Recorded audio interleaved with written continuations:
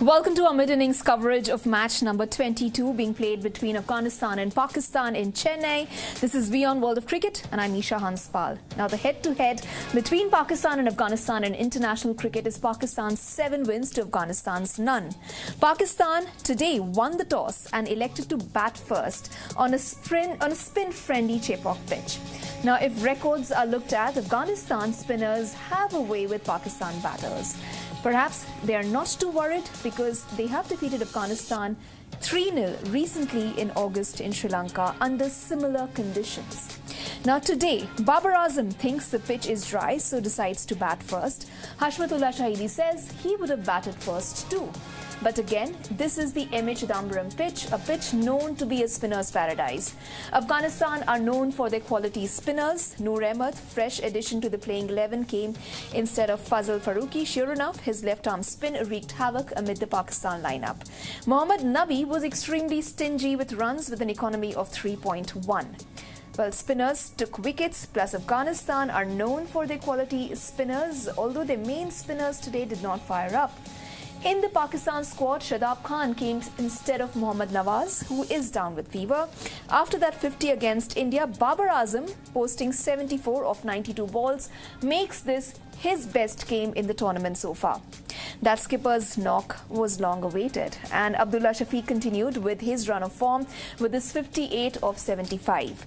Now, having posted 2 wins, 2 losses, Pakistan went into the match today knowing that this is their chance to scrape up the order from the 5th spot to that 4th spot, which you can say is beginning to be a marker of who makes it to the semis.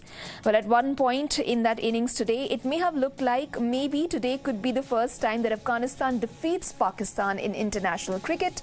In come Shadab Khan and Iftikhar Ahmed in those last overs, and they push up the run rate in those last few overs, making Pakistan post a rather comprehensive total of 282 for the loss of 7 wickets in their allotted 50 overs. Now that's how things stand as of now.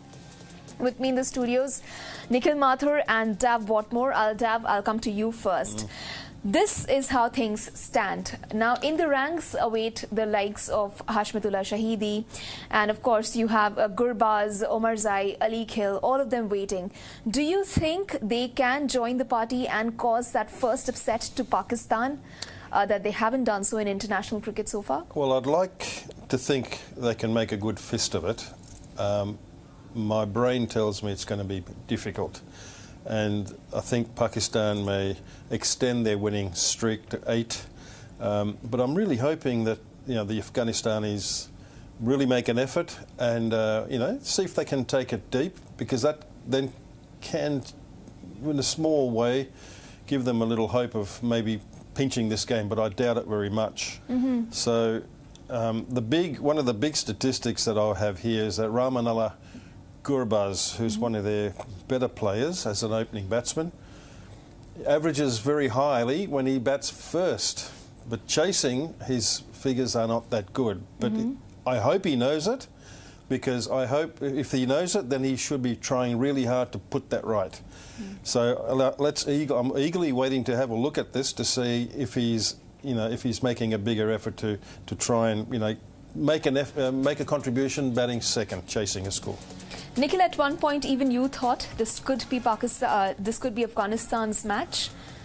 But tell me, what were you thinking when that when the last few overs ensued, and how do things look to you now? Yeah, so in the beginning, the first 10 overs, Pakistan started really well. They scored 50 odd runs without any wickets. So I thought, Pakistan is the chase. Then in between, Afghanistan took over. Their spinners spun a web around the batters, but Afghanistan didn't take any wickets. And as you can see in the progression, 91 runs that they scored in the last 10 overs. I think that completely changed the progression, that completely changed the match, and I think it's too steep of a target for Afghanistan to chase just because they didn't take wickets. Rashid Khan went, I think he picked a 1 wicket or went wicketless. Mujib didn't pick wicketless, and then Mujib also didn't pick wickets. I think Noor Ahmad, 18-year-old debutant, World Cup debut, he bowled his heart out, but I think he didn't got any support. And Pakistan are a great team. They capitalize on that. And Babar Azam, finally answering his critics, may or may not answer his critic, but he has scored 74, his highest score as Pakistan captain.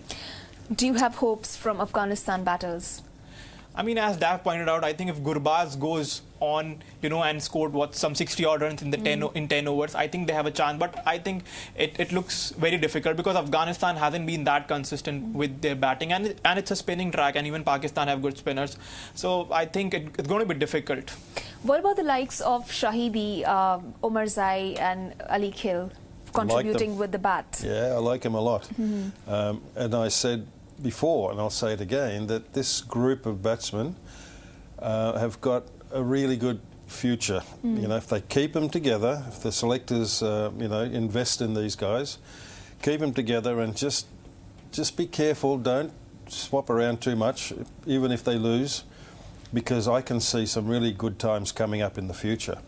So I like them a lot. I think if they get starts and they're able to go on, unlike nobody in the Pakistan team got 100. Conditions are difficult, but you have to be tougher and keep batting longer to see if you can get 100, because along the way you're going to get a couple of decent partnerships. And when that happens, pressure goes back on the bowling team, and you know what pressure does to certain people. Anything can happen. When we went into this match, a lot was being said about Afghanistan's spin attack, especially against the Pakistan batters. They have caused quite a few upsets with that talent of theirs. Considering the spinners, their main spinners haven't fired today. Would you say they've missed the bus? Yes, we are kind of banking on the batters that we just talked about. But which way do you think this is being tipped towards now? Yeah, they missed the bus because they didn't buy the ticket, the bus ticket. But Afghanistan played 4 spinners today. Yeah. So they omitted Faruqi and they brought in the young left-arm wrist spinner, who did very well. So it was a big, heavily, spin attack that they employed. And, yeah, look, I think they did an OK job, but they're not picking up wickets. Of the 3 famed trio of Nabi and Mujib and Rashid, only Nabi got 1. So maybe there he is. He's got 1 for 31. Good figures, right? But it would have been nice for him to get more. And his mates to also chip in the wickets column, because when you don't get wickets, the last 10 overs, 91 runs, because they only lost 4 at that point. So they knew they had so many batsmen just sitting there waiting to come in. So the ones who are not out, no problem. Pressure off. Doesn't matter if I get out, I got many more to come in. 91 runs for 3 wickets. So that's the problem. If they had got wickets, then they couldn't accelerate for fear of getting bowled out. Sad. Tab, what's also interesting is whenever there is an Afghanistan game, after that upset that they caused to England, the title holders there, one always expects them to do the same. And so going by that and going by what we just saw, and since this is the right point in time where we can predict and do the guessing game, would you both think that that upset against England was just a flash in the pan? Well, it highlighted, didn't it? It highlighted the importance of the spin attack. And we all talk about it. We talk about it off air. We talk about it on air. Everyone talks about how good they are good. But when they beat England, then the expectation rises even further. But really, it takes more than just 3 guys to win games. Others have to chip in as well. Now, the young lefty chipped in. The fast bowlers also need to do something, and the batters also need to do something. So let's see what happens. That's what I think, anyway. Nikhil, do you think that was a flash in the pan? I don't think that was the flash in the pan, because they are no more an associate nation. They are a test playing nation. They have the capability, but the gap is still there. I would agree to that point, that there's a gap, but they need to, as Dav put it correctly, they need to play as a team collectively. Everyone needs to chip in. The bowlers were disappointing, to say the least, and I was not impressed with the captaincy as well, because Shahidi bought in. Omarzai is not your death bowler. He will go for runs. He's an all-rounder. He can chip in with 5-6 overs. But when Pakistan are on song, and if you give him the ball, he is going to go for runs. I would have given the ball to Mujibur Rahman. He has been doing well. Of course, this was an off day for him, but I would still trust him over Omarzai. So we would have kept some overs back for Mujib, right? Yeah. Maybe the last 2. Yeah, exactly. His 9th and 10th to partner Nabil Haq in the real intense part of the game, you know, overs 97, 8, 9, 10. You know, 50 and 90 is a big psychological difference. If you go around 260, 70, and if you restrict them under 250, say, hey, under 250 we can get it. But if once it goes to above 250, you're like, oh, we need to keep the run rate in mind as well. Yeah. Do you agree with that? Yeah, I do. It's difficult for the young all-rounder, really. He's only got a handful of games. World Cup. Fixture, good bats, only 4 wickets down, come and have a bowl, son, you know, difficult for him. Okay, let's quickly take a look at the comments that we've been getting on our social media, and I'm sure there are quite a few that have come in, indeed. Let's take the first one from Afa, who says, Babar played really well today, managed the spinners on a very slow pitch with paved way for Ifti and Shadab in the end. Truly a masterclass of an innings. Well played, Babar. Would you call it a masterclass? Probably not, but I think given the situation and where he was before this game, probably was a masterclass in his mind. I'm sure he'd be relieved to have got those runs. Yeah. Would have been nice if he just got another 25 or so to get him a three figures. But certainly, you know, that contribution was well received and was part of the reason why they ended up with a decent score. Yeah, I'm very happy for him. Should Pakistan win today, who, according to you, will be the game changer in their innings? Well, they're bowlers. I think Shaheen Shafridi, if he picks up, you know, early wickets, I think he can be the game changer. And speaking of Babar Azam, you know, he can also be the game changer. He scored 74. But when you are compared with Virat Kohli and Kane Williamson, with those people, I think you need to make it count. 74 wasn't enough. I think he was well set. You know, at that time he was taking an aggressive route. And as Dav said, he should have scored 100. You know, if you want to say, yeah, it's a good inning, 74, highest run scorer. But with Babar Azam, if you're in that category and you're competing to be world's best, I think 74, he has answered his critics, maybe, but I thought that he would go and score 100. That would have clearly, you know, outbatted Afghanistan out of this match if he had scored 100. Okay. Ahmed says, this batting performance from Shadab will certainly give him confidence. You will see him performing well in bowling too. Yeah, well, he's one of two wrist spinners, right? So Osama Mir keeps his spot, and Shadab gets another opportunity because of the Muhammad Nawaz's illness. So yeah, he's got another opportunity to come and bowl on a decent pitch. Let's hope he can get some rhythm going and land the ball consistently, because certainly Pakistan need him because he can bat as well and being a good fielder. And the reason he was omitted was simply because he wasn't giving the contribution with the ball. Batting, okay. Fielding, very good. So he's got another opportunity now to join the bowling group to try and, you know, get some wickets and prove his place in the team. You know what, guys, at this point in the tournament, we do think that every match that we go into, every match is very, very curiously poised. Even today's Pakistan-Afghanistan, Pakistan can still make that spot in their top 4. Keeping all of that in mind, we conducted a few polls. Nikhil, you want to take us through those, the results? Yeah. Can they make it in the semis? Yeah, that's one of those. What do you think? Yeah. Me? Yeah. Oh, right now? Okay. Yes, you're on the spotlight. Well, I feel today they'll get 2 points. It may be a hard-fought win. Here we are. 6 points if they win. So they'll go to... we recently spoke about them displacing Australia from the top 4. Yeah, they'll go to 6. Yeah. Australia play on Wednesday, so the Netherlands, you expect them to win, so it'll change the game. Yeah. So I expect them to be in the 4 in the evening tonight. But after that, you know, they're playing some decent fixtures, difficult fixtures, and I think they may end up really probably just missing out. If they can win 1 or 2 of those very important and difficult ones, good luck to them. They're going to fight like everything with Australia to make it. Says the ex-coach. Also, it's Netherlands, since we like seeing upsets. You never know. Yeah, Australia, Netherlands? Yes, Australia, Netherlands.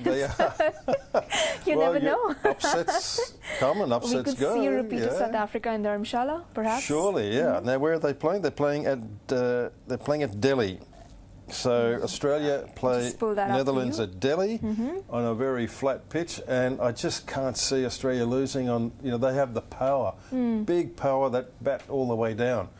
So I just rather fancy the Australians to set a huge total if they bat first, or if they bat second, they're going to restrict Netherlands to a gettable target. Right. Do we have more? Yeah, we have. So 77% of people, our viewers, feel that Pakistan will not make it to the semi-finals, and 23% say yes. Has Babar Azam answered his critics with the half-century? 82% feel no. I think that's the expectations he has. So I mean, high expectations. Yeah, high expectations. So 82% of our viewers says that no, he hasn't answered his critic. 18% say yes, he has. Heavy is the head that wear the crowns. Yeah, correct. But I tell you what, it's better than a single figure contribution or in the teens, right? So I'd be quietly hoping that now he's back on the right gradient to continue to build on that and, keep accumulating big scores, particularly if he wants to keep his leadership. Yeah. We had created another poll. Who was Afghanistan's best bowler? I think no points for guessing. Noor Ahmad, the 18-year-old spinner. And I think, do you think that they have missed a trick by not playing him before? Because he played IPL. He picked up, 16 wickets in 30 matches. Gujarat Titans, Hardik Pandya. He was Hardik Pandya's go-to bowler. Have they missed the trick? He bowled really well. I think and when your scalps are Babar Azam, Mohammad Rizwan and Abdullah Shafique, 3 of Pakistan's best players, have they missed the trick by not playing him? Okay, that's a good question. So if he comes in, who's going to come out? Like those 3 spinners they have already are very good spinners. I don't think he's going to displace any of those. The only reason he played today was because the conditions suggested it, and he did very well. Now they may discuss it deeply, whether he plays the next game. It won't be at Chennai, I don't think. Yeah. But certainly there will be some discussion on whether Noor Ahmad is in the 11 for the next game. So, well done to the kid. It's in Pune. The next match, Afghanistan versus Sri Lanka, it's in Pune. It's a bouncy wicket, right? Yeah. It's more of a batting wicket. So, but he definitely has made a case for himself. Yeah, that's right, mate. It'll definitely be discussed.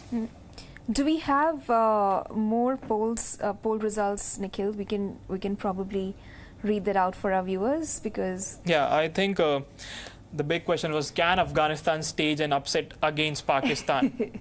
I think... it's going to take a huge effort, right? We all agree with that. It seems like it's a little bit beyond them, but let's give it the old college try, and let's see how far they go. Dav, I'll interject there. We started talking about it at the previous show that I hosted with you together, I think the post-match on Saturday. And I did a little bit of digging into this and a bit of my data research also of the 21 games that have been played so far. Yeah.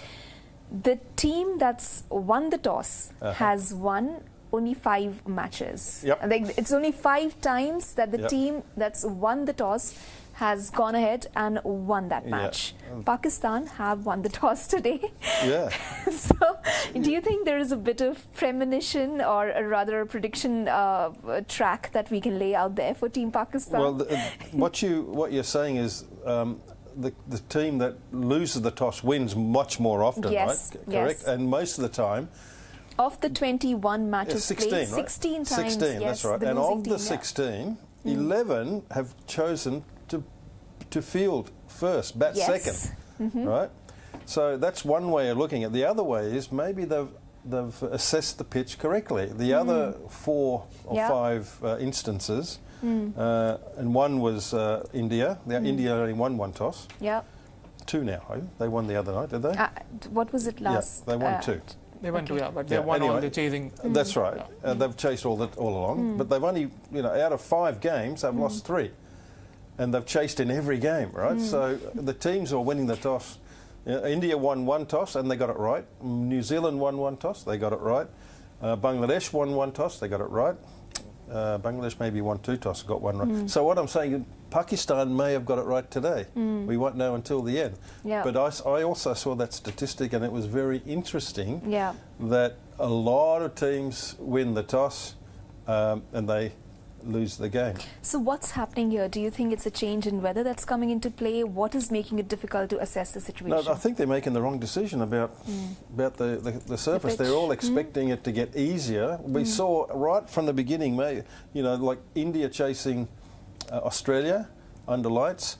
The first game in Ahmedabad, 280, not 280 is 280. Yeah. But New Zealand got it really easily because it was perceived that it got easier under lights with a little bit of dew. So that became the thinking. That sort of got all the captains and teams thinking, oh, gee, it might be better if we feel second. So and also what Esha said, I just want to add, is this because black soil and red soil are both used for pitches, and there are a couple of pitches, so that pitch may not behave in the same way because it may be a mixture of red and black soil, or it may just be black soil.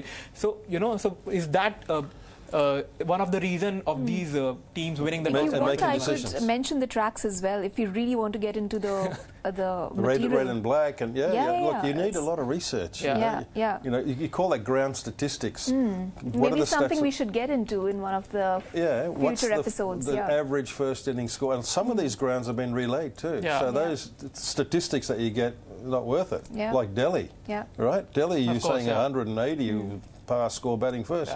Not anymore because it's relayed. And even in Lucknow. Lucknow is the same. Also, the teams that have got it right, two subcontinental teams, one is Bangladesh, one is India. India have got it right twice, as you pointed out. And the only other visiting team that's got it right is New Zealand. And twice. They've got it right twice. So everyone else seems to get it wrong. But maybe also, you just don't know, maybe also New Zealand, even if they did it the other way, they would have won anyway, whether they batted first or whatever it was. You never know. I mean, the two teams that they were playing were England and Bangladesh. That's right. It makes a difference though, if you make the right call. Winning the toss is fine.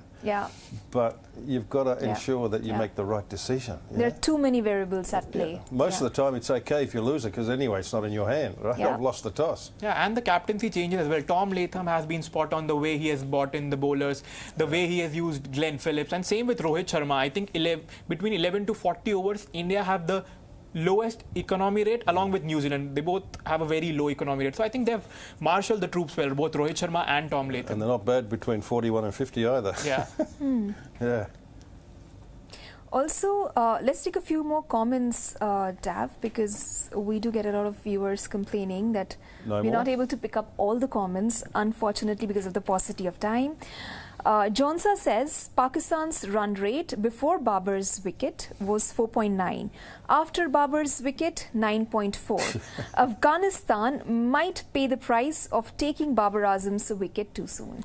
Oh no, I think that run rate goes up. That's a strange way of thinking about it. That's a negative way, like when Babar Azam batted, the phases he was batting in, you got to be a little cautious. You got to keep accumulating. If you get out, then that's worse. He did get out in the end, but he got 75 odd runs before he got out. But then the really intense part comes at the end. We saw that 91 runs, and opposition know it's going to happen. They're just going to stop that. The bat's going to be swinging, particularly when you enter that last phase with 6 wickets left. There's only 4 down, so naturally run rate's going to go really high because pressure's off. Yeah, that's a good point. Nikhil, lots of Babar Azam fans there. We've been getting he scores those runs there. You have everyone commenting on it. Hasim says, one thing about Babar Azam, give him a flat track and he'll mostly fail, but give him the most difficult pitch to bat on and he'll stand and deliver. Quality of a man. Do you agree? I mean, there's no doubt. There's no doubt about it that he's a quality player, but he hasn't performed on the big stage. I can't recall a single inning that Babar Azam played. I was like, oh, do you remember that innings that Babar Azam played? He has scored some decent knocks, but he hasn't, lived up to the occasion, And before this live, we had a discussion. There was this row in the team. There were rumors about Babar Azam, being sacked as captain, and Anas Malik broke that story in this show as well. So but PCB clarified that they are sticking with Babar Azam for this tournament. But I think it's going to be a litmus test for him. I think this World Cup will define that will Babar Azam stay as captain or not? I think Shadab Khan, he was the vice captain, and he was dropped, in fact. So, Dav, do you think Babar Azam has done enough? My comment with your person who wrote in was that I can understand what they're saying, because what she's saying, or he's saying, this track was a difficult one. He gets wickets. Yeah. He bats on the easy ones, and he doesn't. Yes, there were some and opposition teams weren't that great. The Netherlands, you know, the other surfaces that he's batted on were better than this. So you would expect that he would get more runs, but it wasn't to be. Lots of variables at play. So it lends that, you know, those words, because this is a harder wicket. When it becomes difficult, he shines. But we want him to bat in all wickets, you know, when it's easier too. Leon, you can give us 100 on a good track as well. Just to get you answer Nikhil's question there, do you think that Babar Azam's captaincy is probably in jeopardy after the tournament that we've seen from him so far? Well, it probably was more before today. We had a little discussion, and certainly he would feel the pressure, because unless you're contributing as a captain, then it becomes very difficult for him. And the artist was saying that he would, if at the end of the tournament he didn't do well at all, then he would expect that he will do the morally right thing and resign, rather than wait for decisions to be made. Okay. Like, he seems to have a lot of fans though. Baba? Because yes, Hassan says number 3 batters score in this World Cup. In Chennai, Virat Kohli 85, Kane Williamson 78, Babar Azam 74, Steve Smith 46. Babar Azam has the better strike rate, and his knock came against the best spin attack. Well played. No, I could kind of disagree there. Virat Kohli, number 3, he chased down. He's called the chase master. He has won India 2 matches while chasing. I think that comparison, I mean, they're bound to be comparison, but at this moment, Virat Kohli is head and shoulder above Babar Azam. So yeah, so what are they? They're using the run rate, are they, or runs? They're also using the strike rate, because I think the averages and the strike rate, Virat Kohli 73, Kane Williamson 73, Babar Azam 80, Steve Smith 65. So well, this is what he's comparing. If you make 20 runs in 10 balls, and strike rate's 200, does that mean you're better? No, I'd say, look, strike rates are important. Would you agree with that logic, Hassan? Yeah. Yeah, but I think also the end result also has a big bearing on strike rates. But Dav, do you think Babar Azam, there's no question mark about Babar Azam, the player. But as a captain, you know, his changes hasn't been, like a lot of comments we were getting, Babar Azam is a good player. He can be part of the playing 11. But as a captain, do you think he's the right man to lead, right man to select the playing 11, right man to make the calls, when to give it to a spinner, when to bat, when to bowl? Look, there may be some, people who disagree, yes. And there were times when he could have made better decisions. But ideally, wouldn't you like continuity with your captaincy? Over time, rather. He'll grow into it. Okay, makes a few mistakes. If he's batting and getting more runs, maybe they would have won more, despite him making a couple of ordinary decisions in terms of rotation of bowlers. There's a lot of advantages, I think, for continuity if he's performing as a batsman primarily. That other part will get better with experience. But, take your point, correct. But in the overall picture, and for the good of the game in Pakistan, but that's not always follows in that part of the world, that it would be nice if he had some continuity, provided he's making runs. We've often seen this historically with a lot of players. You know, they're very good players, but when it comes to them performing and extra responsibility, and they're just not able to handle both very well. The common reason is they can't focus on their own primary job. So, and that's true for some. Okay, last comment before we wrap up the show right now. This one is from Robert. He says, on this pitch, Pakistan should start with Usama Mir to the Afghan opening pair. 2 overs won't hurt. Gurbaz loves pace on. Yeah, but he also gets out in the chasings. But first of all, he got a 4 today, and he's still batting. So that's good. He's got, what has he got, a 6, I think, Yeah. not out. But I'm really interested, Esha, 5, to see whether he can get runs chasing a score, because his statistics say otherwise. I want to see him turn the corner and work hard in chasing scores and making a contribution, batting second. Okay. Final thoughts before we wrap up. Nikhil, Afghanistan or Pakistan? I think Pakistan 8-0. Okay. What about you, Dav? Yeah, I'm going with Pakistan, but I'm hoping it'll be a close game. Yeah. Okay. All right. That's it we have for you on this edition of WION World of Cricket. This is Esha signing off. Make sure you join us for the post-match edition of World of Cricket as well. Bye-bye.